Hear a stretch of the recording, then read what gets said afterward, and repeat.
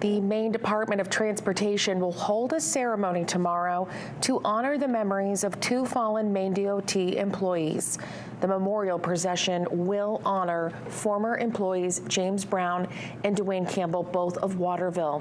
The two men were killed after being struck by a minivan while working on an overpass bridge on I-95 in Waterville on January 13th.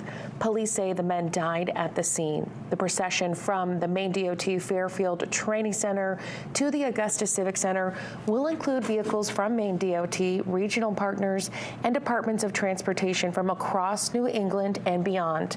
There will be a memorial ceremony at the Civic Center following the procession. The procession will depart Fairfield and travel south on I-95 at noon. Drivers along the interstate may experience brief impacts. The memorial service will begin at 1:15 in the Civic Center's Grand Ballroom.